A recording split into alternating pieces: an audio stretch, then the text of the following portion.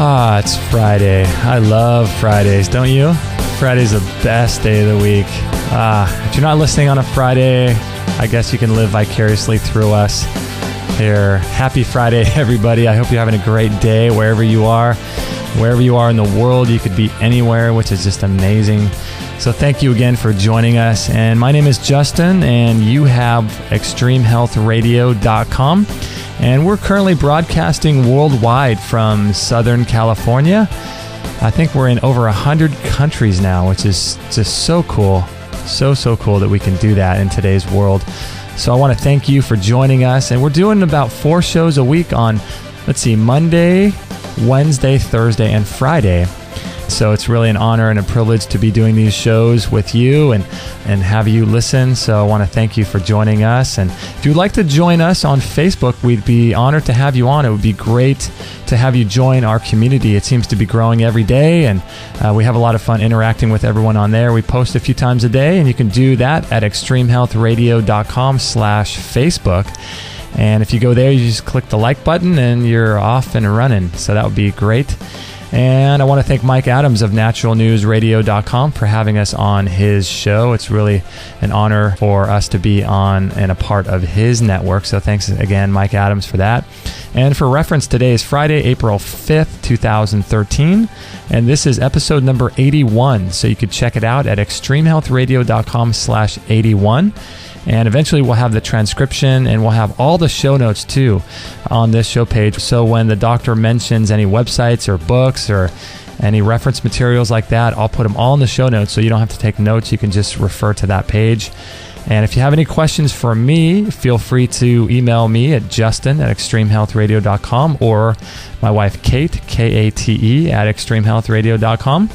And I'd like to talk with you too. If you want to call me, that would be great. 949-391-7363.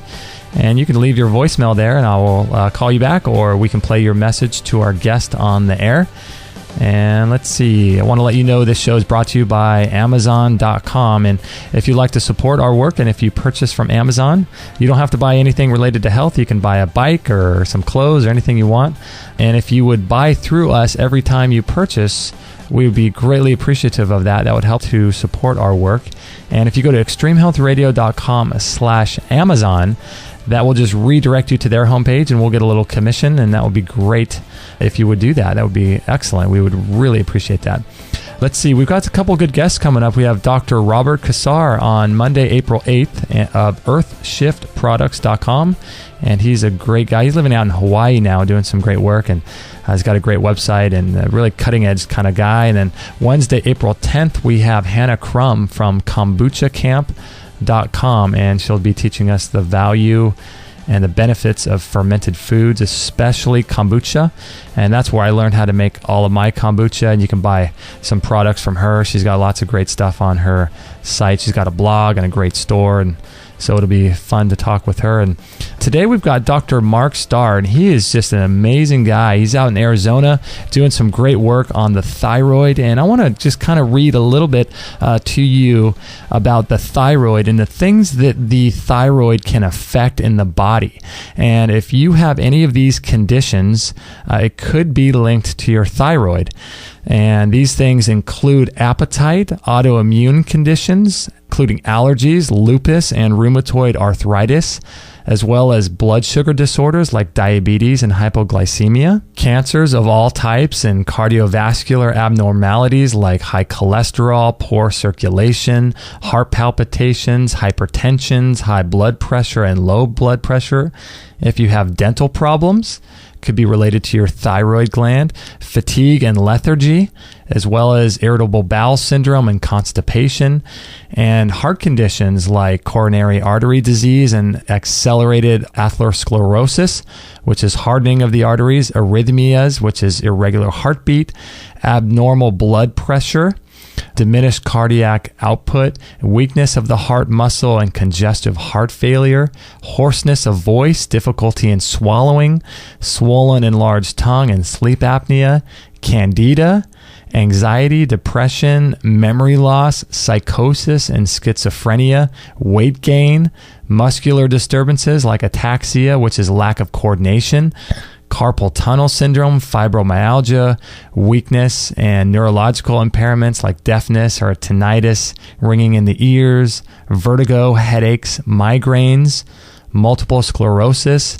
the feeling of pins and needles, perspiration reduction, reproductive disorders and defects like cysts in the breast or ovaries, endometriosis, infertility, menstrual disturbances, respiratory conditions like asthma, emphysema, pneumonia, and chronic sinus infections, skin disorders, including acne, alopecia, which is hair loss, boils, dryness of your skin, eczema, hives, psoriasis, sleepiness and sleep apnea, slowed movement and speech, and structural weaknesses and deformities and impaired ability to repair damaged tissues, manifesting in things like brittle nails or brittle and scant hair, baldness in men, degenerating bones, which is osteoporosis, malformed bones like scoliosis, and thinning and loss of eyebrows, and temperature regulation, malfunction, intolerance to heat. So if you can't tolerate heat or you're excessively cold, particularly in your extremities, and maybe you have bad circulation, urinary tract problems such as urinary infections and kidney failure, scarred kidneys, and the thyroid affects everything in our bodies. It's just absolutely incredible. And today we have Dr. Mark Starr, and he's a board certified physician by the American Board of Pain Medicine in Arizona and the State Board of Homeopathic Medical Examiners. And he has a private practice that he's been doing since 1996. He's had his practice in Marietta, Georgia for 7 years. And then in 2008, he opened a new homeopathic pain and sports medicine clinic in Paradise Valley, Arizona. And then in 2005, he decided to publish the widely acclaimed book, Hypothyroidism Type 2, The Epidemic. And he speaks internationally all around the world, and he sees patients, and he's an author, and he just is an amazing individual and knows so much about the thyroid gland, and he works with people. So thank you so much, Doctor, for being on the show today. Really appreciate that. You're welcome. And you are in Arizona, I believe, right? Yeah, Greater Phoenix. My office is in Paradise Valley, and I live in Scottsdale. 5 years now. 5 years. And you originally do work with sports medicine, but you wrote this hypothyroidism book and kind of changed everything at that point, didn't it? Well, I was 10 years behind schedule in medical school and residency because I had a bad motorcycle accident when I was 20 and hurt pretty badly. And after that, all I wanted to do was chase my girlfriends around and drink beer and play golf. And I wouldn't go to class. And when you're taking physical chemistry and you're a chemistry major, that's not a good thing. Right. So I dropped out. By the time I was in my residency, which meant I was about 38 or 9, I started getting cold intolerant, dry skin, joint and muscle pain, headaches, fatigue. My concentration was going down. My older brother and my mother were already taking thyroid. Mm-hmm. And I was complaining to my colleagues that I was low thyroid, but nobody would give me any because my blood tests were normal. For the thyroid blood tests were normal. And they said, "Oh, Mark, you're just working too hard." And I thought, well, that's kind of, I don't think so. I haven't changed my diet, haven't changed anything. Right. But, of course, I didn't know enough to treat myself back then. I was in physical medicine and rehabilitation. And fortunately, I had a fractured back playing high school football, and I had chronic back pain for 25 years. Wow. And my last year of residency, I saw a doctor lecture at our national conference in Miami, Andy Fisher, MD, PhD, in charge of the Bronx Veterans Hospital and Mount Sinai Physical Medicine and Rehabilitation Program. Okay. And he lectured about muscle pain and showed all sorts of videos, and I thought, well, that's what I've got, and we didn't learn enough about that.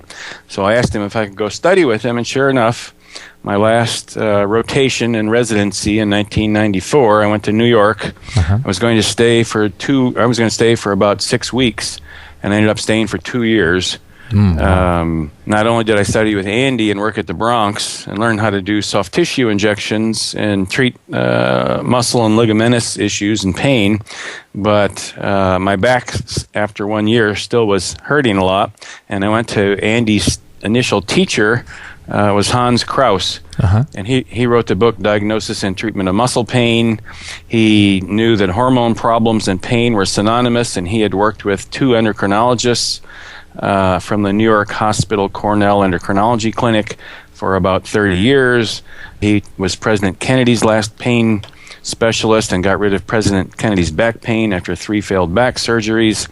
And I went to see him because Andy was helping, but he wasn't carrying much of anything with his relatively small injections. And Dr. Kraus, I told Dr. Kraus my story. He was 90 at the time and still working 2 days a week at the Lenox Hill Hospital Pain Center. Anyway, he said, well, Mark, you need to go see Larry Sonkin, who was my endocrinology teacher. Right. And he put me on thyroid my first visit, and I started getting better. Anyway, to make a long story short, after 2 years, I thought I'd learned enough and went back and started my pain clinic in Missouri, and it took me about 1.5 years or 2 before I realized almost all my pain patients had the same thing I did. Right. And Dr. Sonkin had already taught me that the blood tests were missing millions of people, including myself, and I realized that we're missing a whole lot of my patients as well, my pain patients, and I couldn't get any other doctors to give my patients the hormones they needed, so somehow I got elected. I can tell you I never intended to be a thyroid doctor, and I really would like to do more sports medicine, but having written a book that's been out since 2005, it's in its 6th print, 6th and last. Actually, I had Dr. Jerry Tennant write a chapter on his approach. Oh, right. Because he is a major research scientist as well as one of the better, maybe the best doctor I've ever known. And so I'm done with my hormone book, or my thyroid book. And anyway, so I spent 5.5 years doing research to find out I couldn't understand how the doctors could become so oblivious to patient symptoms like my own, and how did they accept these thyroid blood tests? Right. And they didn't initially, a whole lot of them who'd been doing a lot of great research and treatments, but over time in the 1960s, so the first cure for low thyroid was 1891. Really? And by 1914 or 15, there were before and after treatment pictures in major medical textbooks. Number one, the Practitioner, which was like the New England Journal of Medicine or the Journal of American Medical Association in England. And they were the first generation Hertog. His name... I forget his first name. Anyway, there have been 4 generations of one Belgian family who have all been endocrinologists. And this Dr. Hertog was the first generation, and he had before and after treatment pictures and like a 60-page treatise on the mild forms of hypothyroidism in 1915. And I was able to, go through the research all the way back to 1888 was the first 200-page report on low thyroid before they had a cure. And there were 60 autopsy studies in that. Anyway, they were extremely wonderful doctors in the old days. They didn't have blood tests or x-rays back then. All they had was their brain and their hands, and stethoscopes and things like that. Right. Pathology had come about by then, so they could look at things under a microscope. Anyway, I spent 5.5 years, and it turns out the reason how come doctors were talked into using the blood test instead of what they had used for decades, which was basal temperature, basal metabolism, because the thyroid controls the speed and efficiency at which every cell in our body works. It's responsible for thousands of enzymes. Basically, it keeps us healthy. And when you're healthy, you have a temperature of about 97.8 to 98.2, called basal when you wake up in the morning under your arm. Right. Because the temperature reflects the metabolism. Basically, they used to use something called a basal metabolic test, and you would fast and sleep all night and then wake up in the morning, and they would stick a tube in your mouth and a nose clip on your nose and measure the oxygen you inspire and the carbon dioxide you expire, and according to your age, height, and weight, they could tell if you had normal metabolism or if it was slow or if it was fast. And a slow metabolism is what happens when you are low thyroid. Okay.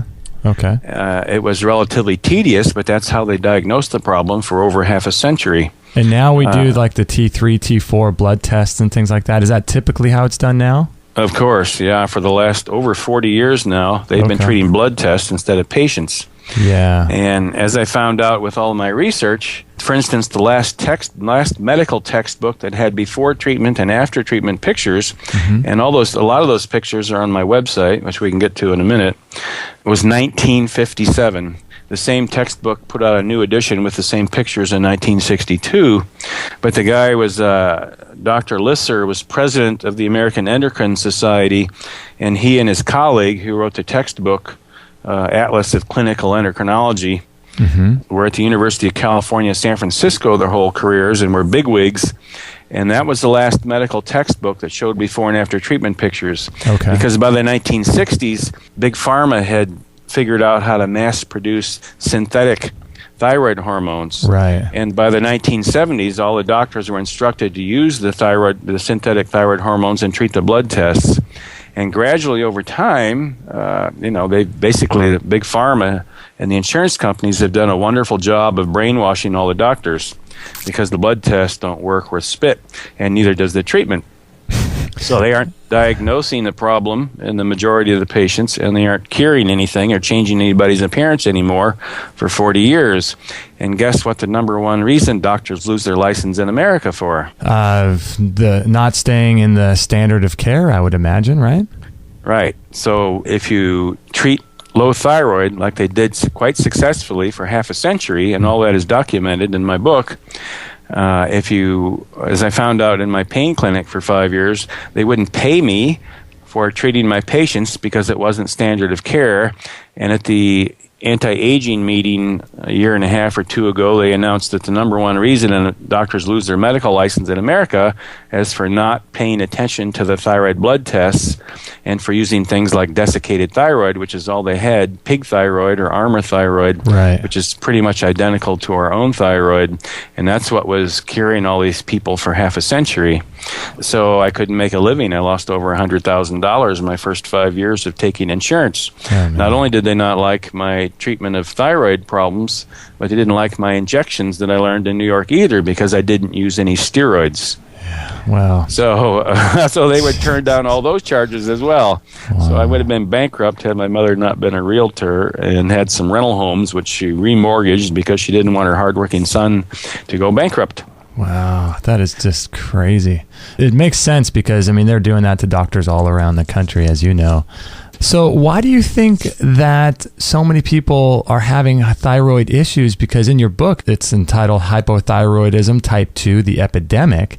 And I would suspect that it really is an epidemic, and there are millions of people with thyroid issues around the world. And why do you think that, it's such an issue with people? Well, once again, I did a lot of research. The number one endocrinologist in the 20th century was born in 1905 in a log cabin in Missouri. His name was Rhoda Barnes, and they called him Bill Barnes, and they also called him Mr. Thyroid because he had a degree in biochemistry from Case Western. Then he got a PhD at the University of Chicago in physiology of the thyroid gland. He wasn't too crazy when one of the best ever physiologists assigned him to study the thyroid because he was more excited about studying sex hormones and things like that. But he was elected to study the thyroid. He would precipitate his own thyroid hormones and do research on animals.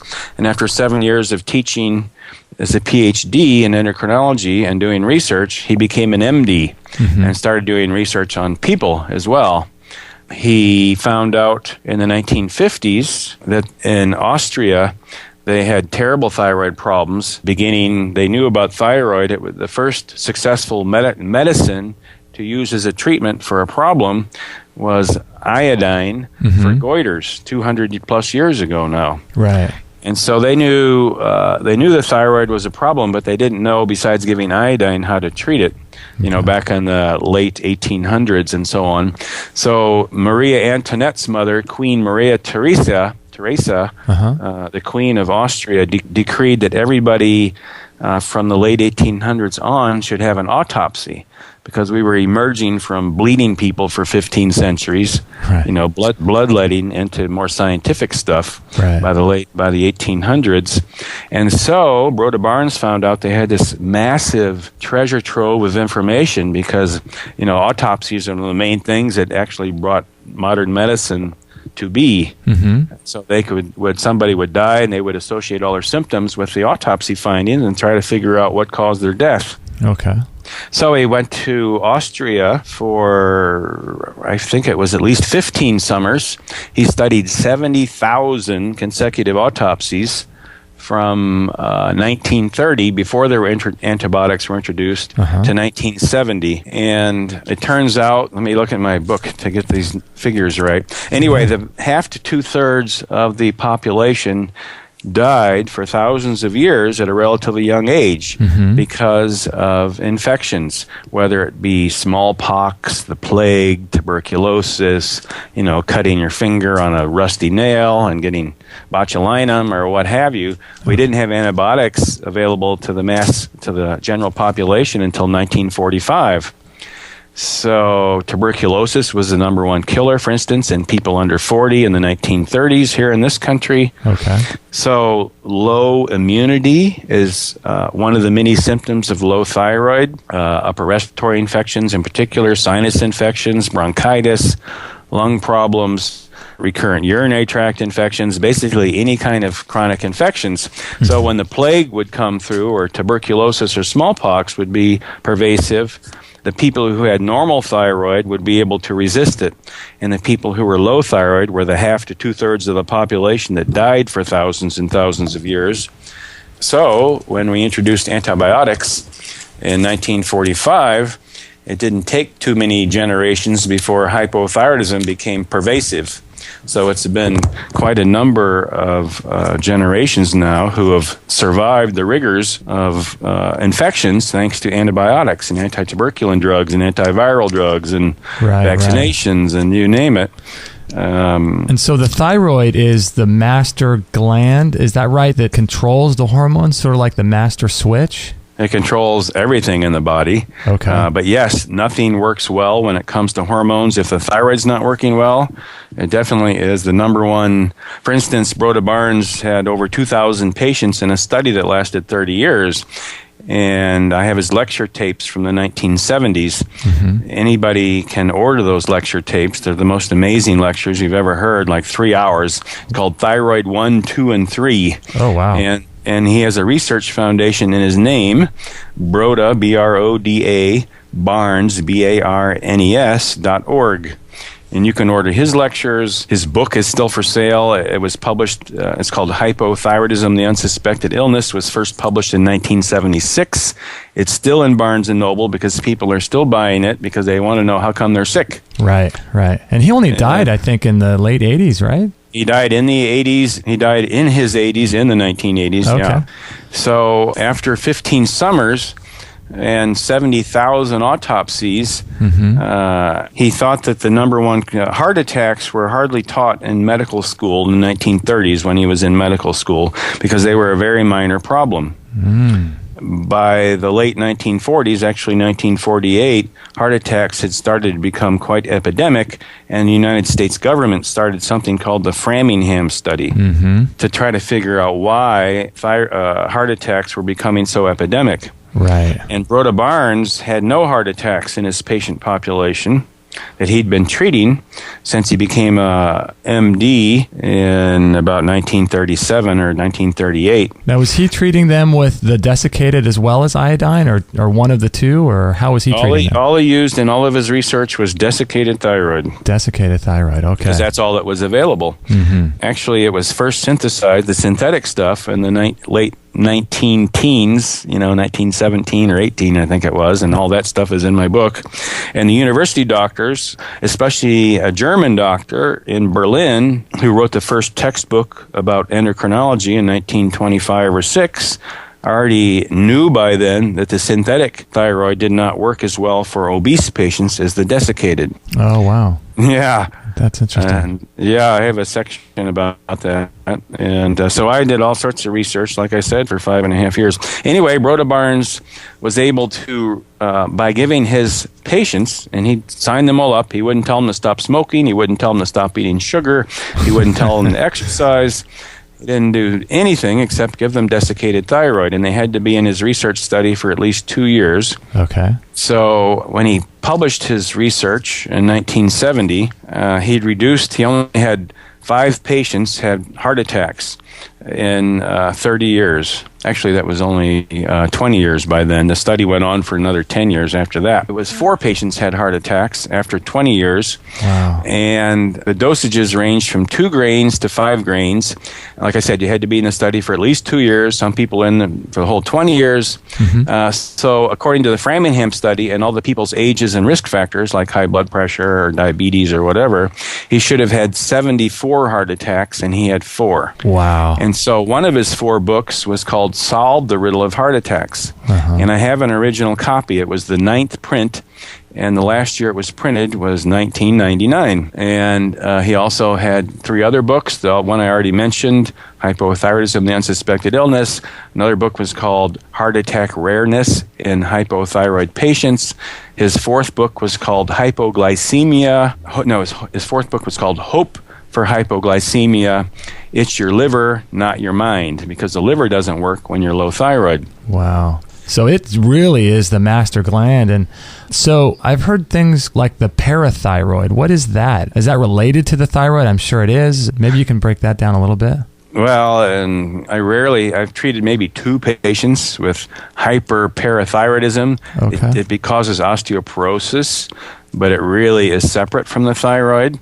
And if you treat the thyroid, even mild problems with the parathyroid will resolve typically. Okay. Low sperm counts that are becoming quite pervasive these days, I think in large part is due to low thyroid, but it's also in large part due to all the thyroid mimicking hormones like plastics that are in everybody's bloodstream these days, and all the toxins that not only block thyroid function, but they also block testosterone and estrogen and different things as well. Mm-hmm. So I spent 1 year on my environmental medicine chapter. Okay. Because there are scores and scores, hundreds of toxins that are in all sorts of, basically all of us these days, unless you rigorously detoxify your body. And they're blocked. That's why there's so many females being born, so many more females than males, because of the hormone mimicking compounds that are pervasive around the planet. What we do to the planet, we do to ourselves. Mm-hmm. I have a study in my book showing from the Environmental Working Group. They did a research study in 2004 and tested women all over the United States, only about a 10 or so, but they spent tens of thousands of dollars doing very sophisticated testing to determine how many toxins were in their umbilical cord blood when they were giving birth. They averaged 200 neurotoxins, carcinogens, and birth defect causing chemicals per woman who was giving birth. Yeah, we've heard that same amount. It's shocking, but I mean, it makes sense, but it's still shocking when you hear those kinds of numbers. Doctor, we got to take a short break. We are with Dr. Mark Starr, and his website is 21centurymed.com, 21centurymed.com, and his book is Hypothyroidism Type 2, The Epidemic, and we'll be right back after this short break. So this morning when I was making my green smoothie, I was finishing up going through the Healthy Baby Code program by Chris Kresser, because my wife and I, Kate, are planning on having a child, and so we're doing a lot of detoxification and cleansing prior to conception.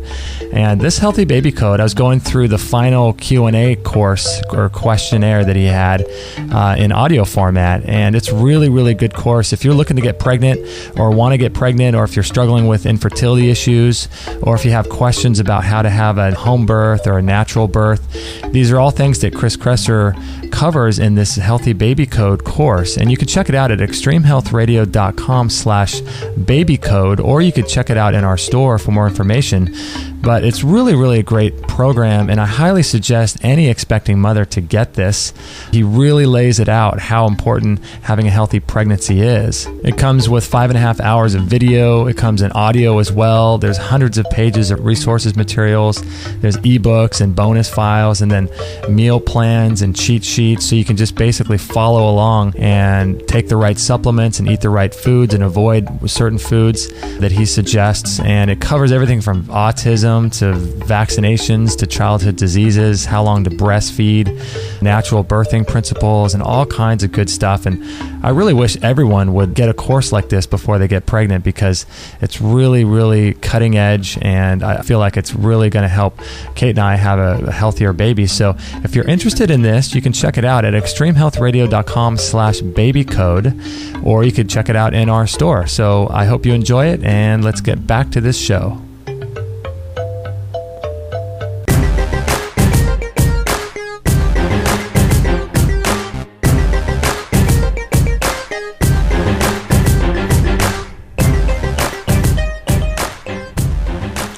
All right, we're having a good time with Dr. Mark Starr from 21centurymed.com, and he's an amazing guy doing some great work on the thyroid gland and how that corresponds to hypothyroidism and all of that good stuff. And make sure to visit his website and check out his book as well. And Doctor, before the break, we were talking about some of the environmental issues, and maybe we can go over that a little bit.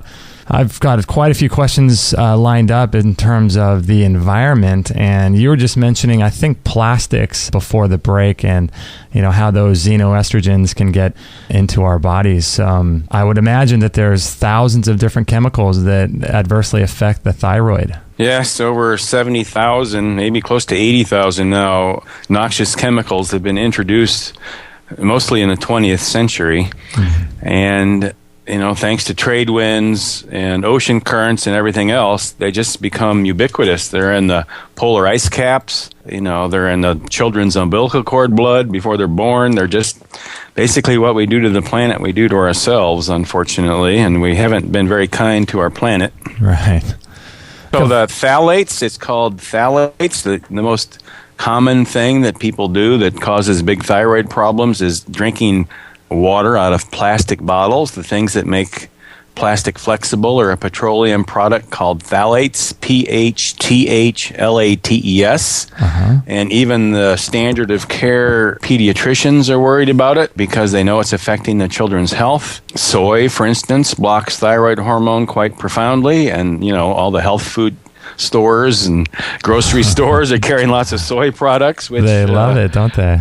Yeah, I highly recommend Jerry Tennett's book. It's called Healing is Voltage. Right. Yeah. He's an eye surgeon who became sick when he was doing the clinical research on the LASIK surgery. They didn't know the lasers didn't kill viruses, and he was in bed for 7 years, and with encephalitis in his brain and other problems, and he realized after a while that they weren't going to heal him here in the country, so he went to Mexico and started getting, his dental amalgams and different problems removed, and he's just a genius. First doctor to do outpatient eye surgery in the 1960s. Plastic eye surgeon, did his training at Mass General. Anyway, his book is called Healing is Voltage, and it has lots of wonderful information. Soy, one of the things that is a big problem. Dental problems are a huge issue. Right. There are several different teeth that are on the thyroid meridian, for instance, and if you've got mercury or a root canal on those teeth, the thyroid's going to suffer. He also documented all the research on fluoride in the water. Actually, it was a guy named Mahmood who did the research, but the amount of fluoride that they put in our water is enough to slowly destroy your thyroid gland over decades. And so if you start off with a healthy thyroid to begin with, by the time you're 40 or 50, it's going to be wiped out from the fluoride in the water. And isn't, speaking of Dr. Jerry Tennant, he's doing some great work more recently with macular degeneration and his biomodulator thing, isn't he? Oh, yes. He has more than one book. One is called Healing Chronic Eye Diseases. And he is doing some amazing things with that. I have all of his equipment, several of each, and use them on myself and my patients on a regular basis. Yeah. And he really is a a whiz. He's a whiz kid who's now 73 years old. Yeah, wow. He's doing great. One of the forces of nature. Yeah, he just won't quit. He's an amazing guy. Yeah. I highly recommend his book. You need to read about the root canals and the dental toxins. Dentists, you can find biological dentists. I have those websites in my book that like to take out those nasty things, instead of put them in. But every acupuncture meridian, so every energy pathway in our body, runs through a tooth. Uh-huh. And I would be long gone had I not met Jerry Tennant, because I was on a big dose of thyroid. I had no metal in my mouth, and I had my root canal taken out by then, and I had no idea why I was getting sicker and sicker, and my feet turned into fungus balls. And Dr. Tennant taught me to use a Radio Shack voltmeter. Wow. Our body works in millivolts. Uh-huh. There's an ancient, Dr. Becker wrote a book, what was it called? The Body Electric, I think. So anyway, all that stuff is documented in Dr. Tennant's book. But teeth are the body typically works at about minus 20, minus 25 millivolts, which is a slightly alkaline pH. pH and voltage are hardwired together. Okay. Anyway, I know it's kind of confusing. You need to look at Dr. Tennant's website, which is Tennant, Tennant, institute.com. And you can read about the voltage. But he taught me to use a voltmeter in my mouth, because the teeth are supposed to be minus 20 or minus 25. So after I went to his seminar and bought one of his biomodulators, I used a voltmeter in my mouth, and every one of my teeth were leaking 150 or 200 millivolts. And I thought, well, this voltmeter is broken, because I don't have any metal or, metal fillings, mercury, root canals, or whatever. But I tested somebody else, and it turns out it wasn't broken. Wow. What I had was gum graft surgery. So I had big scars on the top gums and on the lower gums. Uh-huh. All the way across. Every acupuncture meridian was blocked from the scars. Wow. So what? I had to use Dr. Tennant's voltage. If you raise the scars to a high enough voltage long enough, they'll stop leaking the voltage. And I started getting better, and that was 5 years ago. And now finally, almost all the fungus is gone from my feet. Jeez. But there's a book called Cancer is a Fungus, and I highly recommend that book as well. So I was, lucky I didn't end up 6 feet under. Yeah, we've known about that book, Cancer is a Fungus. And do you know what tooth reflects to the thyroid? Oh, I'd have to walk over to my chart and look at it. But, I would bet Dr. Tennant has, a big acupuncture meridian. You can Google, acupuncture meridians and teeth. So you can look. There are a lot of dental charts online that'll tell you what the teeth are. Dr. Dawn Ewing has a good book, Ewing, Dawn Ewing. She actually runs the Biological Dentistry Association. Her book is Let the Tooth Be Told. Nice. And she has one of her PhD research subjects was the acupuncture meridian having to do with the teeth and so on. And so she has the most extensive research on that, and a good website and a good book. Yeah, we've interviewed Dr. Ewing. She's a great lady. We love what she's doing. Yeah. Let me go back, because you can tell 200 noxious toxins in umbilical cord blood, fluorides destroying your thyroid, the phthalates, the stuff that makes plastic flexible. So I drink out of glass bottles with filtered water. Okay. Reverse osmosis water is extremely acidic, so you don't want to be drinking that, because you're acidifying your body. You need to alkalinize your body. There's a book out there called Alkalinize or Die, and you'll read all about how we have to be alkaline for everything to work properly. All the oxygen saturation in our tissue is pH dependent. All of the enzyme reactions in our body is pH dependent. And by the way, the enzymes can be reduced by many thousands of times if you're low thyroid. When you start giving thyroid to people, the enzymes can produce thousands more types and amounts. And so you need a lot more vitamins. For instance, like sea salt provides lots of trace minerals. So most of we thyroid doctors who know what we're doing these days prescribe a lot of sea salt. And there's a book called Salt Your Way to Health. Another one of my friends, Dr. David Brownstein, wrote. Lots of good research on how healthy the sea salt is. Lots and lots of environmental issues. I think I highlighted a few, all the PCBs, dioxins, flame retardants. I mean, it just goes on and on and on. Heavy metals, mercury, arsenic. I mean, all that stuff poisons the thyroid. And what about, do you think, like EMFs and cell phones? And I bet those things are really damaging too, because actually you're holding those phones and things close to your thyroid, wouldn't you be? Well, the last year, Dr. Brownstein, Dr. Tennant, and I have seen a huge increase in autoimmune thyroid problems. Since I was on Coast to Coast AM radio 3 years ago, and I have a chapter that's been out a couple of years or more about autoimmune thyroid problems, 95% of the patients I've seen, hundreds and hundreds now, come with autoimmune thyroid problems. And they used to be able to start detoxifying right away and start some thyroid hormones relatively quickly. And nowadays, I would say half of my new patients, including children, are allergic to all their own hormones. They're allergic to every food. And the adults are typically allergic to all the metal in their mouth. Yeah. So these are really basket cases, and I write about that in the last print of my book, which just came out a few weeks ago. I talk about hormone allergies, food allergies, allergies to the metals, autoimmune thyroid problems are becoming epidemic. And like I said, what we do to the planet, we do to ourselves. Dr. Ray, Bill Ray, R-E-A, his website is ehcd.com. It's the Environmental Health Center in Dallas.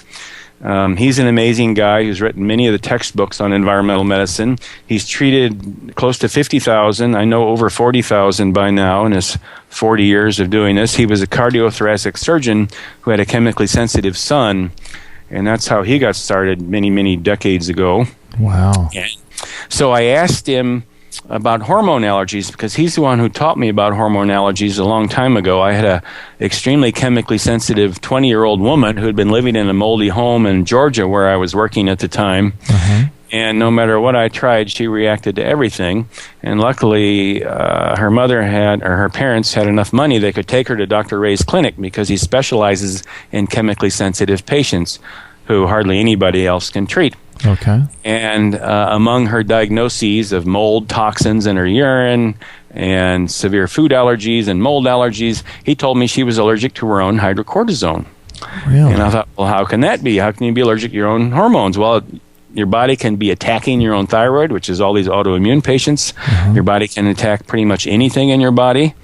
It can also become allergic to pretty much anything in your body. And he said, well, Mark, it's just one more symptom of environmental overload.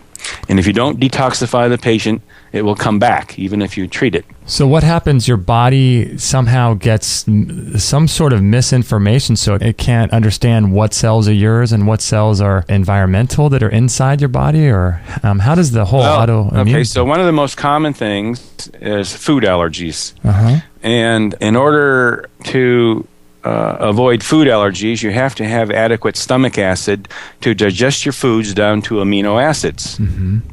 Amino acids are the building blocks for every cell in our body. If you don't digest food properly, like taking acid-blocking drugs, then you can't digest the foods well, and proteins get into the bloodstream. And the body is programmed to attack proteins in the bloodstream because that's what virus and bacteria and all the bugs are. And so we attack the proteins that we eat, and so we become allergic to all the foods. And when you're allergic to all the foods, you're making tissues in your body out of things you're allergic to. Oh, okay, I see. So that's one of the most common ways of getting allergies. A lot of the biological dentists think that mercury. Dr. Hal Huggins has written many textbooks, and he and a lot of dentists think that mercury is one of the main reasons why people have autoimmune disease. They're called haptens, Haptens, and they affix themselves to the thyroid or whatever other tissue you become. Basically, your body attacks. It's just all the toxins. It's not just not having enough stomach acid; it's all the poison. And the body gets screwed up from all the poison in the body, basically. Wow. That's quite a picture. I mean, it makes sense that everyone, has a thyroid that just doesn't work right because of all these toxins. I mean, it's almost impossible to live in an environment where you're not exposed to these types of things.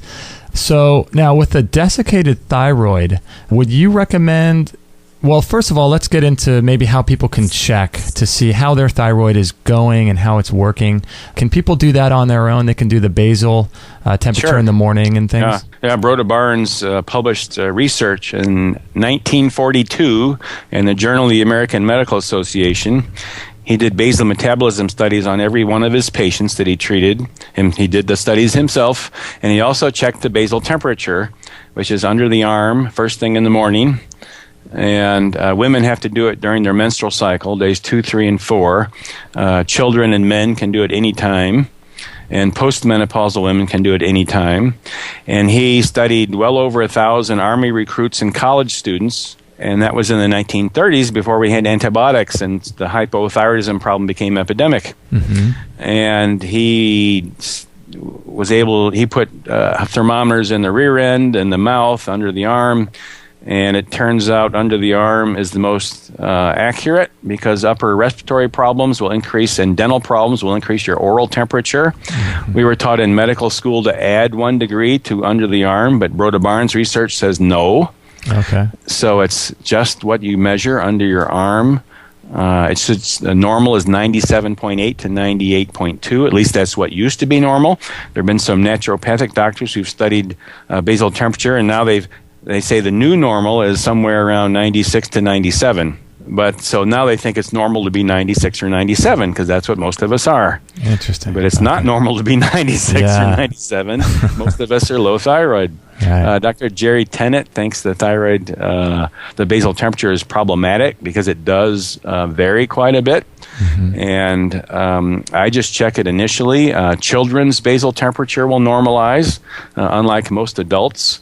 Broda Barnes still had that problem back in the 1970s in his lectures. He said, I can't get a lot of my patients' basal temperature to get into the normal range because we were already poisoned by then. Mm-hmm. And, the poisons, even food allergies will lower your temperature. Okay, so over time, you can maybe get an average of your basal temperature in the morning? Yeah, 97.8 to 98.2. Okay. Little babies, you can use a rectal temperature in little babies. They are 0.8 degree. The rectal temperature is 0.8 degrees higher, and all that information is in my book. Okay. So 98.4, I think, is the minimum for rectal temperatures for babies. Okay. But so yes, that's a good way to tell. Myxedema is what the medical word for low thyroid is, hypothyroidism. As a matter of fact, the first book I talked about was the first London's inquiry on the subject of myxedema. So myxedema is puffiness, and all that is on my website. And in the pictures, you can see how the puffiness in the cheeks and the face and the neck and the whole body, for that matter, resolve once you treat thyroid properly. Yeah, we start to see that in people that get a little bit older. You can start seeing them puff up like that. And Doctor, we got to take a short break. I want to get into so many more issues when we get back, but I want to have a little bit longer segment towards the end. And we're with Dr. Mark Starr, and his website, again, is 21centurymed.com. So make sure to check out his website and get his book if you're interested. And we'll be right back with Dr. Mark Starr after this break. So there's no real way to avoid toxins or chemicals in our daily life. It seems like we're exposed to them no matter what we do in our lives, from paint fumes to mercury fillings, coal-fired plants, perfumes, soaps, off-gassing of carpets in our houses, and genetically modified foods, and foods that are sprayed with pesticides and herbicides, the xenoestrogens in plastics and car exhaust, secondhand smoke, even your dry cleaning and laundry detergents, even your mattresses have chemicals inside them that outgas. So getting these toxins and chemicals and poisons out of your bloodstream and out of your fat cells is going to be really critical moving forward in our society, because it seems like every year there's more and more chemicals that keep becoming introduced with new products in the market. So I would consider getting one of these far infrared saunas. We've got a great sauna developed by Phil Wilson, and I've known about his work for many years, and I'm so proud to be offering his sauna on our website. and he's been in this business since 1975. And this sauna is really great because it slows the aging process. It helps with weight loss and burning calories. I think you can burn like 600 calories in 15 or 20 minutes, and it helps to cleanse the skin. It improves your sleep and helps to prevent illnesses like flus and colds, as well as energizing the body. And it's great for improving blood circulation and promoting cellular renewal, as well as increasing metabolism and inducing profuse sweating. And it's really, really great. And the great thing is too, is you don't produce any lactic acid. So you can sweat without producing any of this lactic acid that you would normally produce if you lifted weights or went for a big long run. So if you're interested in this, you can check it out, extremehealthradio.com/sauna. It's great because it sets up in about 2 to 5 minutes, and it's portable and it's super easy to clean. It's got low electromagnetic field radiation coming off of it, and it produces energy and heat inside the sauna evenly. It's great machine. So if you're interested in sweating like this for only 15 minutes a day, it's great. It requires 0 preheating. It's got a 1-year warranty, and Phil Wilson is a great guy. We're so proud to be offering his saunas on our website. So if you're interested, check it out, extremehealthradio.com/sauna, or you could check it out in our store, and it's $990 plus $25 shipping. And that's really a good deal because many of the saunas out there, you can check them out. They're in the thousands of dollars, $2,000 to $4,000. So this is great. You can buy it through PayPal. You don't even need a PayPal account. It's 100% secure. So consider doing this if you're interested in living a long, healthy, disease-free life. So check it out, extremehealthradio.com/sauna.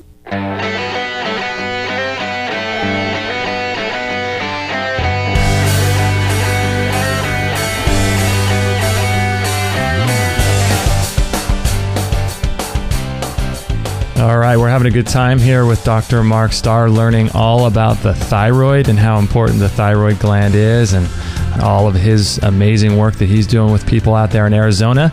And make sure to check out his website, 21centurymed.com. And Dr. Starr, before the break, we were just talking about some ways that people can test themselves to see if they have low thyroid. And so we're talking about the basal temperature that was kind of developed by Broda Barnes in the morning. And would that be the best way for people to test, or are there even better ways? Well, I think it's the best way. So the third generation Hertog in Belgium invented a 24-hour urine test that measures T3, free T3, and that turned out to be quite accurate. So, but nobody apparently has reproduced it. At least it's not as accurate as the Hertog test is. Although I think there are a number of labs that are trying to reproduce it. A gentleman in Sweden, Stockholm, paid for my trip to come over and lecture.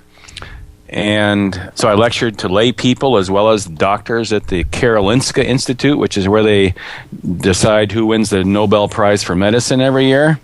Wow. They put me up against 6 endocrinologists, and they dismissed all of Broda Barnes' research and mine as not valid. I don't think they'd read my book even. But I found out later on that at least half of them were on the payroll of the pharmaceutical companies who make the synthetic thyroid. Not surprising. and I sold enough books over there.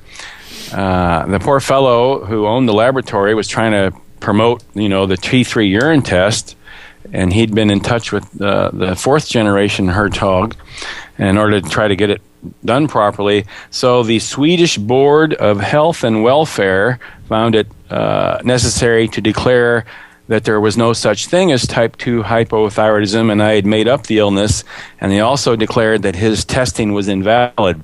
So he actually shot himself in the foot, and his profits went way down. If any, he lost a ton of money thanks to taking me over there and lecturing to the bigwigs. So there is a Swedish thyroid support group thanks to that. So there are a number of them. But once again, the Swedish doctors, as the Canadian doctors, I know a Swedish doctor who was sanctioned. They have to use synthetic thyroid for a year, and then they have to make a special application to use the old-fashioned desiccated thyroid, and still they have to treat the TSH, otherwise they can lose their license in Sweden. Oh, wow. One of my Canadian doctor friends was sanctioned for not treating the TSH and using desiccated thyroid in Canada. So now they keep close tabs to make sure he uses Synthroid or levothyroxine or one of the T4 things that are the standard of care. So it's all over the world. It's not just in this country. So now with a desiccated thyroid, are there any issues with thyroid glands coming from cows or pigs that are eating genetically modified food or corn or things like that? Well, there haven't been any good studies, number one, because mainstream medicine doesn't use desiccated thyroid, and you get in trouble if you do. So the fact that I didn't have a wife or children, and my mother kept me from going bankrupt, meant that I could continue doing the research and doing what I did. But I live in Arizona now with a homeopathic MD license, because I'm not under the auspices of the Federation of State Medical Boards, which are the ones who enforce the standard of care. But the people who have autoimmune thyroid can't take the desiccated in general. There are a few exceptions, because the pig thyroid, which is what desiccated thyroid is identical. Pigs are closely genetically linked to humans. We're the closest animal we're linked to. And so the pig thyroid is like your own thyroid. If your body's attacking your own thyroid, giving pig thyroid doesn't work long term. And you have to use the compounded T4 and T3. And in Broda Barnes' lectures from the 1970s, he had one question, thank goodness, about Hashimoto's and autoimmune thyroid problems. He said, well, I hardly ever see it. They're having more of it in Europe now and in Great Britain. But, he rarely saw it, and there wasn't one word in any of his four books about Hashimoto's, because it was quite rare in the 1970s. But he said if you do see it, you have to use the synthetics. And the synthetics are T4 and T3. So desiccated thyroid sounds like it would be okay to be on a long-term basis, right? If you're not alert, if your body's not attacking your own thyroid. Right. Unfortunately, there's an epidemic of people who have autoimmune thyroid problems, and they don't do well on desiccated thyroid. Matter of fact, they oftentimes don't do well on the compounded T4 and T3 I give them either, because they're so allergic to their own hormones. Jeez, wow. And they have so many severe allergies. That is wild. So as far as the desiccated thyroid, would they have to go to a naturopathic kind of doctor to get that, or would standard regular medical doctors they wouldn't give that out, would they? No, the regular doctors all over the planet are taught to use just the synthetic T4. There are four types of thyroid. T4 is the one that the thyroid gland makes most of. It has to be converted to T3 to really become active. So T stands for tyrosine, and 4 are the 4 iodine molecules that the T4 is made from. So T3, it's called deiodinated. It's converted from T4 to T3, and there are enzymes that do that conversion. And Dr. Tennant and I both have sections in the latest print of my book about how it turns out that the enzymes are in the pituitary that controls the TSH are completely independent of the other enzymes in the body that convert T4 to T3. So the research should be the death nail of the TSH, but of course it won't be, because it's so entrenched. It's basically the medical dogma of our time. Right. But there's a ton of research these days, and it's in my book, showing that what we're doing currently is not good. Now, is it possible to get desiccated thyroid from a place like Standard Process or things like that? Or? Well, the FDA by law has to remove all the T4 and T3 from over-the-counter stuff. Okay. I've heard there might be a company or two somewhere that leaves some of it in, but I wouldn't give out their name even if I could remember it. Right. So iodine's important, but people that have autoimmune thyroid problems oftentimes can react, so you have to give them a lot of sea salt so they can tolerate small dosages and then slowly build up the dosages. You have to be careful with iodine if you have the autoimmune thyroid. If you do take iodine, you have a terrible reaction to it, you may very well have autoimmune thyroid problems. Okay. Because some people do have quite a reaction to the iodine.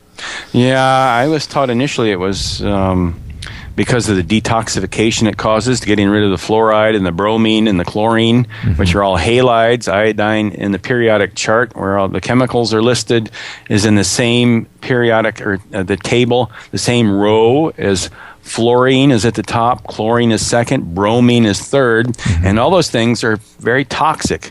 And almost every cell in our body has iodine receptors. And if you don't take any iodine, you've got fluorine, chlorine, and bromine on all the iodine receptors. And I think that is a big reason why so many folks have adrenal deficiency, because it's so stressful on the body. The adrenal cortical hormones are like hydrocortisone, or stress hormones. And, just having 200 toxins in your body, plus having halides, noxious halides. Dr. Tennett's research shows that you can have fake thyroid. So instead of the iodine, which is necessary for the thyroid to function properly, you have fluoride on the iodine hormone, and you might have normal thyroid blood tests, but you really have fake thyroid in your body that's composed of the fluorine instead of iodine molecules. So that's another reason to read Dr. Tennett's book, because he's a massive research guru, and everything is referenced in my book, and everything is referenced in Dr. Tennett's book. And I highly recommend both of his books.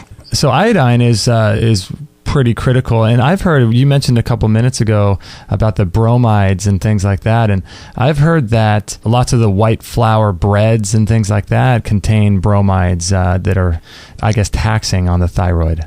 Yes, well, they used to put iodine in the bread, but they switched to bromide. I know the FDA, don't ask me why.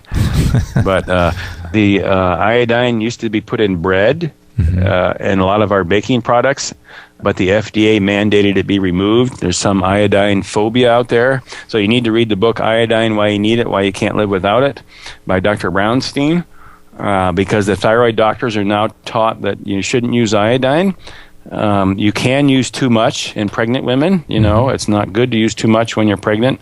I think you should only use maybe 6 milligrams maximum in pregnant women, which is in my book as well. What percentage would you recommend? Because I know the Lugol's comes in different percentages.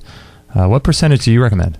Well, the 5%, which is what doctors used for hundreds of years, is now prescription. The FDA claims that, you might make methamphetamine from the iodine, because iodine crystals are used in the manufacture of methamphetamine. So now you have to get 2% Lugol's iodine. That's still available online. Okay. But you would prefer 5%? Well, both of them work. You just have to take more of the 2%. They're the same thing, basically. It's just 2% is more dilute. Now, I was on a website a couple days ago I think it's called herbhealers.com, and they're out of Ecuador, and they have like a 15%. I would imagine that would just be too strong, wouldn't it? You'd have to dilute that, wouldn't you? Well, it depends on who you're treating and how healthy they are. Dr. Tennant and I, if you don't have the autoimmune thyroid problems, the average adult dose is probably around 12 to 25 milligrams. Okay. So, one drop of the 5% is 6.25 milligrams. So 15%, one drop would be, approximately 18 or 19 milligrams. Right. So healthy people who are detoxified might, once they build their way up with the 2%, I use a lot less strong iodine, since almost all I see are the autoimmune patients. So I use, little bits to start with, and I always start them off on sea salt too, so they can tolerate the little bits of iodine eventually. Dr. Brownstein has what he calls blue mooners, and I have had the same issue, which some people are severely allergic to iodine. And even if you use NAET and different techniques, they every once in a while you find somebody who doesn't tolerate it. Right. So anyway, I always recommend people go slowly with the iodine, because they can have bad reactions. I saw some woman just a few weeks ago who was given a big dose of iodine by a doctor. She spent 3 weeks in bed and has never been as well since. Oh, wow. Yeah, I've read stories like that too. It seems like it's going around. So now, with the thyroid and the iodine, would you recommend that relatively healthy people just get on iodine as a way to detoxify and just stay healthy? Or would you only use that for people that are really in need of it? No, that's why you need to read Dr. Brownstein's book about iodine. Dr. David Derry has a book about iodine too. It's called Breast Cancer and Iodine. I highly recommend that book as well. Okay. Of course, he lost his license for writing that book. And so iodine is extremely important for our immune system. There's a whole list of things. I can read them real quickly if I can find it in my book in a big hurry. That would be great. On what iodine does. It's in my adrenal chapter. As I was saying, I think lack of iodine and all those noxious halides on the iodine receptors cause lots of problems. So it's used to make thyroid hormones. It's the main body surveillance mechanism for abnormal cells. So it makes cells die when they're supposed to die instead of turning into cancer, for instance. So you can avoid a whole lot of cancers by using the iodine. It detoxifies chemicals. It kills bacteria, algae, fungus, viruses, and protozoa because it basically melts their cell membrane and they cannot become allergic to it. Wow. So it's important. All of the orifices in our body need high levels of iodine in order to repel all the bugs that want to invade our bodies. So it's important for the immune system. It's important to avoid cancer. It helps with allergies. It makes external proteins non-allergic. It's an autoimmune mechanism for making intracellular proteins spilled into the blood non-allergic. Protects some of the fat in the body. That protects the double bonds and lipids for delivery to cardiovascular system and synaptic membranes in the brain and retina. It protects from some such diseases such as leukemia. Wow. I mean, on and on and on. Kills the H. pylori in the stomach. Wow. The nasty bug that gets in the stomach. Right. And it's necessary for thyroid hormones. Like I said, you might be making fake thyroid hormones, which aren't working if you don't take some iodine these days. Oh, my gosh. Actually, you know what? I wanted to ask you, too, really quickly. I know we got to go. We had Agenus Vonderplanitz on our show, and I'm not sure if you're familiar with his work, but he takes a series of glands in a shake that he does, like adrenals, thyroid, lung, liver, brain, testicle, with raw honey and raw goat's milk. And he claims that has a profound effect on the thyroid from people he's worked with. I can't imagine that tastes very good, though. I know nothing of that work, but I can tell you that my work with the autoimmune thyroid patients, they don't do well on glandulars. Dr. Jaffe told me it was because they defat. They use these noxious chemicals to take all the fat out of the adrenal glands, and it's the noxious toxins that the patients react to. Wow. I was using glandulars I still use glandulars in the patients who don't have autoimmune thyroid. So there's a chapter in my book about adrenal deficiency, but the autoimmune patients, I use herbals, and then I use hydrocortisone if they need it when they get to higher dosages. One of my favorites is called Isocort. It's a natural hydrocortisone, non-prescription. It seems to be the strongest herbal. So Isocort's a really good one. You can probably get it at the health food store, Isocort. That's one of my favorites in the autoimmune patients. Okay. But it's hard to get to synthetic thyroids without a prescription. So I don't know what to tell you about the autoimmune patients, except they need to find a good doctor, and there aren't that many that can treat them like they need to be treated. Now, can people contact your office if they're looking for a good doctor like you were just talking about in their area? Where would someone find a doctor that kind of is familiar with your work or is hip to this kind of thing? Well, the Broda Barnes Foundation has a listing of doctors. I have several websites like stopthethyroidmadness.com. Okay. There's a thyroid website, and they have a listing of doctors, I do believe. Mary Shulman's website is called aboutthyroid.com. I think there are a listing of doctors there. Like I said, the Broda Barnes Foundation has a listing of doctors. I have websites in my book for holistic doctors, for ACAM, the American College for the Advancement of Medicine doctors. Some of the best doctors might be naturopathic doctors. They are not under the auspices of the Federation of State Medical Boards, and there's something like 11 or 12 states now. And the naturopathic doctors can treat thyroid instead of blood tests and not lose their licenses. So that is maybe the best source. Okay. Find a good naturopathic doctor. Okay, and your book just got re-released a few months ago, you said. Just a few weeks. Oh, a few weeks ago. Okay. Yeah, and Dr. Tennant has a chapter in it, and it's called the Revised Edition, and it's going to be the last edition because I'm going to be working on my book about pain next. Oh, okay. Yeah, I was going to ask you what you have next. So have you already started working on that? A little. I spent some time working on this Revised Edition. and my house is a mess. I'm single, and I lectured in Washington, D.C., and last week I was in Missouri getting some trigger point injections because I just finally got over all of my dental infections, and it's been kind of a long journey for me, but I think I'm finally there. And I have a contact in Los Angeles who is one of the top guys with ebooks. Okay. And apparently that's the way to go, and I only have to write like 50 or 60 pages max, and PowerPoints are good, he says, and I have about 200 PowerPoint slides. And so he said I could break my book down into like 5 books or 6 books, for instance, how to avoid heart attacks, how to avoid the complications of diabetes. Oh, wow. For instance, a whole lot of high blood pressure resolved when you treat thyroid properly, obesity, depression. I mean, on and on and on has to do with the thyroid. Wow, that's just amazing. So all of these will probably be available maybe on Amazon or through your website?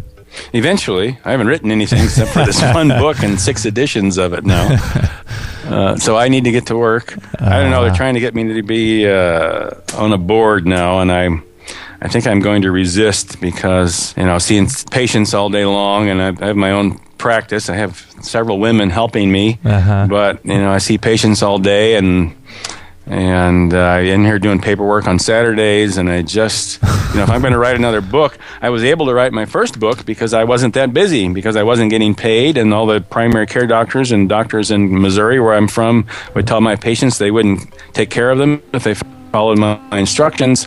So I had enough spare time. To do lots of research and write my book. Wow. These days I'm quite busy. We need 4 or 5 of you. I don't have time to do all sorts of extra things.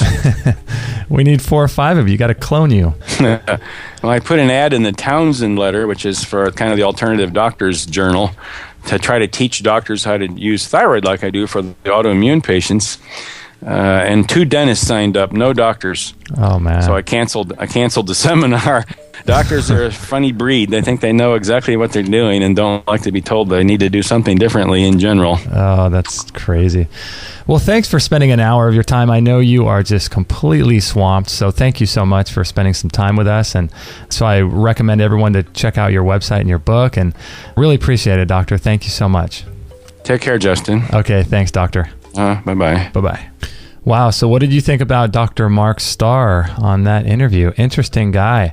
Interesting that a lot of the other doctors that he was working with and associated with completely discredited his work and discredited the work of Dr. Broda Barnes. I find that so interesting. And it's just so interesting that when mainstream doctors and mainstream anything really, they just love to hold on to what their information is or what their current worldview is, and nothing will change them. So if there is a threat like Dr. Mark Starr or Dr. Brzezinski in Houston, Texas, or any of these kinds of alternative people, they just completely discredit them, because that's really the only option they have, is to discredit them. And that's why you see websites like that Quack Watch and all of that. I mean, you have to really hold on to your brand if you're going to make any money, and you can't have guys like Dr. Mark Starr out there fixing people and people curing cancer. You just can't have that. So it's interesting, yet not very surprising that they would do that to him. And the thing that's interesting to me is how much the thyroid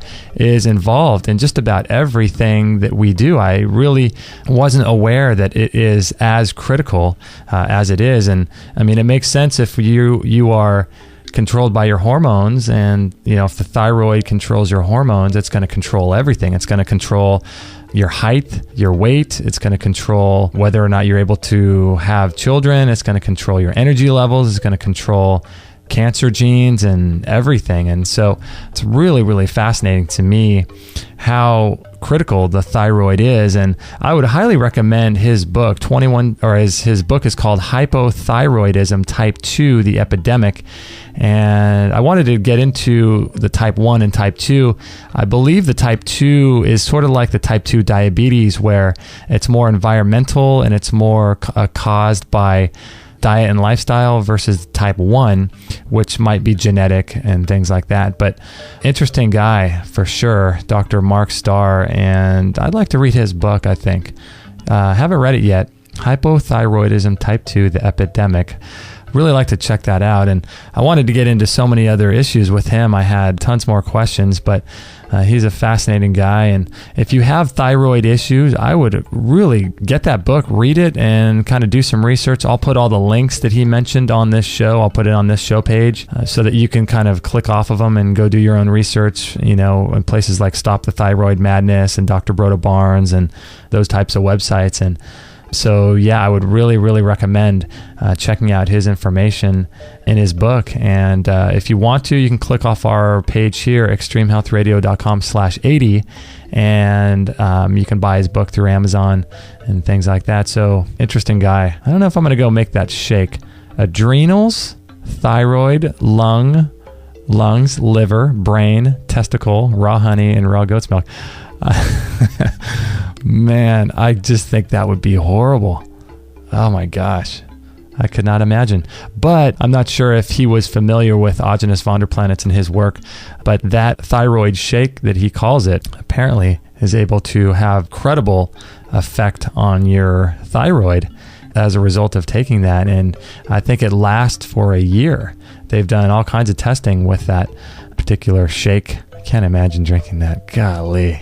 Oh, wow. If you ever drink that, let me know. I want to hear about it, because that just seems like, oh my gosh. But you know what? The raw milk and the raw honey, you'd have to put a lot of raw honey in that thing to make it taste good. Amazing, amazing, amazing. Anyway, I wanted to thank you for being on this show and listening in, and I hope that everything is going well in your life. And it's really an honor for me to do these shows for you, and hopefully I'm asking good questions and you're learning a lot about different health issues and different health topics, so that we can really take control of our own health, because that's really what it's all about. It's not really beneficial for us to always be seeking the help of others when we can do things ourselves. And I think that's one of the main issues in our world today, is that we live a life of complete abandonment, reckless abandonment, because we know that there are things like hospitals and doctors that can give us some kind of drug in order to fix the damage that we're doing. And what it really comes down to is really taking control of our own health, living in such a way where we understand how the body works, and we can make our own herbal remedies, and we can take care of ourselves instead of relying on doctors, especially medical doctors, to fix us. Because really, our bodies can heal themselves if we know the right things to do, and we know how to do things in the right order and in the right way. Our bodies can really fix themselves. And so the idea is just to take care of ourselves so that we don't have to rely on other people and other things to heal ourselves. So I hope you enjoyed this show, and hopefully it empowered you just a little bit to be able to take care of yourself. And I want to thank Mike Adams. Thanks, Mike, of naturalnewsradio.com, for having us on his network. It's really great to be on his show and on his network. He's got a lot of great radio shows on there, so thanks a lot for that. And wanted to let you know again about our mailing list. If you're interested in subscribing, we send out emails about once a week. Don't want to bombard anybody, but we have hundreds of subscribers already, and it's growing fast and growing daily, and we're adding content to that all the time. And we just post about different issues related to the show and different things I'm into, and all of that. So hopefully you enjoy those, and I want to thank the people that have responded to them and wrote back to me. I really appreciate that. And if you would like to join us on Facebook, you can feel free to do that. extremehealthradio.com/Facebook. We post a few times a day on there, and different health topics and different things related to the show, and interact with everyone on there. And it's a great community, and it's growing fast too. So thanks for joining us on there. And we have a store if you're interested in supporting our work, where we sell everything from rebounders to saunas to nebulizers to air purifiers to blenders, Excalibur dehydrators, man, all kinds of stuff. We sell the Juva Cleanse. So we sell lots of great stuff on our store. So if you're interested in any of these types of products, please go through us and we'll get a little commission, but you're going to love these things. All the products are great. I've picked every single one of them to be on our store. And we also have a lot of how-to courses, like courses for pregnancy if you're considering becoming pregnant, and how to feed your baby and how to go through the entire pregnancy process in a healthy way. So we have lots of courses on that, just amazing courses, how-to courses and things. So consider checking out our store. And if you'd like to donate that would be so helpful. Kate and I would really, really appreciate that. You can donate as little as like $1 or $2, and a lot of people think that if they donate that little, it doesn't really make a difference, but we're starting to gain a lot of listeners, and so if everyone did that, that would really help us. So if you want to donate on a monthly basis, you can do that too, or you could just do a one-time donation, and you can send in $1 or $10 or $20, whatever you like, and that would help to support our work. We got a lot of bills to pay every month. We have our computer systems, our software, and the email software, and all of these different equipment costs and things. So there's lots of different things that we have to pay for on a monthly basis. So donating would really help. Would really help pay those bills, and it would also help your brothers and sisters who cannot afford to pay for a show like this, because one of the things that we don't want to do is to charge for this show. We want to make sure it's free for everybody. We don't want to have people have to pay. The last thing everyone needs these days in this economy is another monthly bill. So if you can just donate every now and then, that would help keep it free for everybody else, and that would be great too. So another way to support us would be buying from Amazon. If you ever buy from Amazon, do it through our link and we'll get a little commission. That would be a great way to support us. If you don't have any money to donate, but you purchase on Amazon, that would be an excellent way to do that. You can do that at extremehealthradio.com/Amazon and bookmark that link, and that will just redirect you to their homepage, and we'll get a little commission for that. And we also have a bunch of links at the bottom of our website for Surthrival and One World Way and Mountain Rose Herbs and the Raw Food World.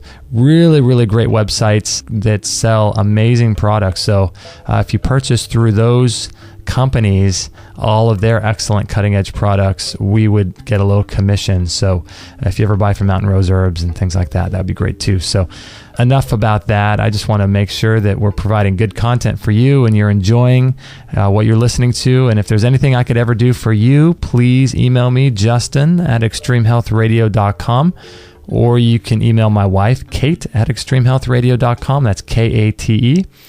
And we'd love to help you out in any way we possibly can. And